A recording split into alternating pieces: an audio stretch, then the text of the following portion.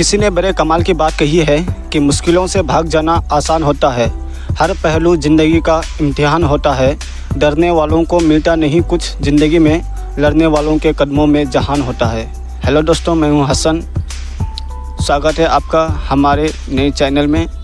तो प्लीज़ इस चैनल को सब्सक्राइब कर दें ताकि हम आपके लिए ऐसी ही और भी अच्छी अच्छी वीडियो बना सकें।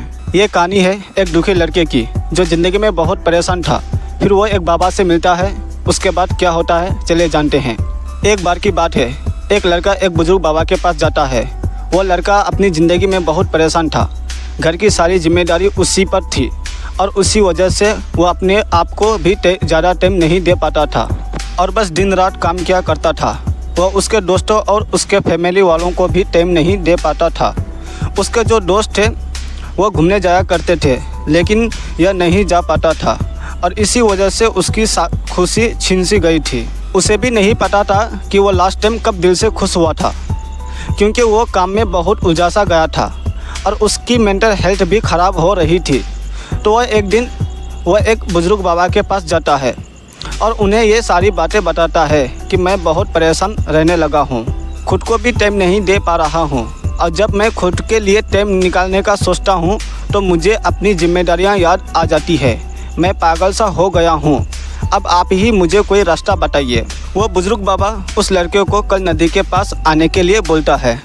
वो लड़का जब कल नदी के पास जाता है तो देखता है कि वो बुज़ुर्ग बाबा पहले से ही उसका इंतज़ार कर रहे थे।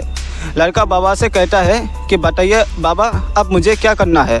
तो बुज़ुर्ग बाबा उस लड़के से कहता है कि बताता हूँ, लेकिन पहले हमें नदी के उस साइड में जाना है, मतलब नदी के उस किनारे पर जाने के बाद मैं तुम्हें बताऊंगा कि तुम्हें क्या करना चाहिए।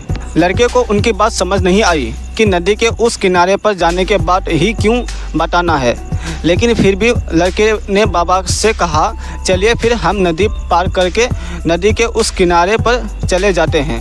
तभी बाबा ने उसे कहा ऐसे नहीं, हम उस किनारे पर तब जाएंगे जब इस नदी का पूरा पानी सूख जाएगा, जब इस नदी की ज़मीनें दिखनी शुरू हो जाएगी, तब हम दोनों इस नदी में से चलते हुए नदी को पार करके उस साइड में जाएंगे। लड़के ने बाबा की तरफ देखते हुए कहा, बाबा आप ये क्या बोल रहे हो, जब इस नदी का सारा पानी सूख जाएगा तब हम यह नदी पार करके उस साइड में जाएंगे, तो शायद ये कभी नहीं होगा, पर हम उस साइड में जा ही नहीं पाएंगे। यह बात बोलते हुए वो लड़का समझ गया कि बाबा उसे क्या कहना चाहते हैं।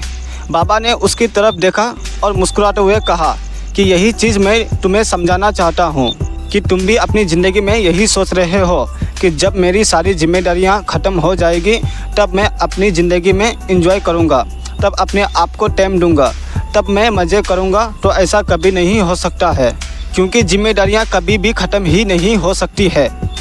अब वो लड़का क्लियर तरीके से समझ गया था कि चाहे अमीर आदमी हो या गरीब, सबके ऊपर कुछ ना कुछ जिम्मेदारियां हैं और वह इन्हीं जिम्मेदारियां में से कुछ टाइम निकाल कर एंजॉय कर लेते हैं और इसे ही ज़िंदगी कहते हैं। तो दोस्तों, इस कहानी में से हमें यह सीख मिलती है कि ज़िंदगी बहुत छोटी है और टाइम बहुत फास्ट। तो अपनी ज़िंदगी के हर मोमेंट को एंजॉय करो, नहीं तो टाइम निकल जाएगा।